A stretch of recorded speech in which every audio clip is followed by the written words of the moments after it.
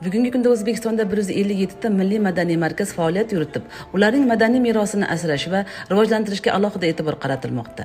Turli millat vakillari ishtirokida o'tkazilayotgan tadbirlar esa jamiyatda bag'rikenglik, totuvlik va hamjihatlikni mustahkamlashga xizmat qilmoqda.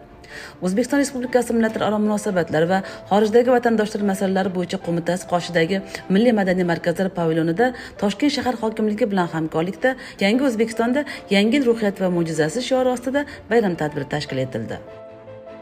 Bunday uchrashuvlar biz yoshlar uchun ham katta ahamiyatga ega, chunki millatlararo o'zaro hurmatni, hamjihatlikni va do'stlik aloqalarini rivojlantirishimizga, mustahkamlashimizga katta hissa qo'shadi. Shuningdek, bugungi tadbirimizda turli millat va elatlarning chiqishlariga guvoh bo'ldik va turkman madaniyati ham o'zining chiqishlari bilan ko'pchilikka manzur keldi. Shu qatorda men ham turkman madaniyati a'zolari bilan birgalikda raqsda ishtirok etdim.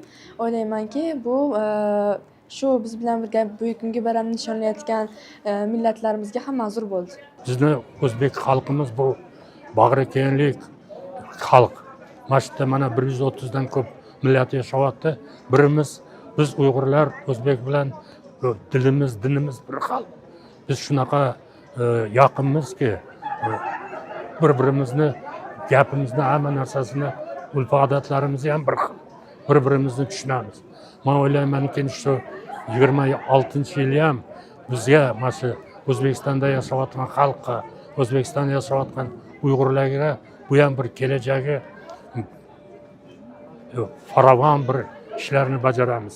Oldimizga qo'ygan niyatlarga yetaylik, bizning tinchlik, xotirjamlik qadriga yetaylik. Bu hammasi hurmatli prezident tomonidan e'tibor bo'layotgan bizning mustaqillikning bu utug'i. Biz shu yashayotgan vatanimizni har doim qo'llab-quvvatlab, shuni kelajagini o'ylab yashaymiz. Rasmiy ochilish marosimida qo'mita raisi Qahramon Sariyev so'zga chiqib, ishtirokchilarni kirib kelayotgan 2026-yil bilan qutladi. Tadbir davomida mehmonlar milliy madaniy markazlarning yangi ko'rgazmalari bilan tanishib, milliy liboslar, amaliy san'at namunalari va an'anaviy taomlarni tomosha qildilar. Bayramning badiiy qismida san'at ustalari va ijodiy jamoalar ishtirokida konsert dasturi namoyish etildi.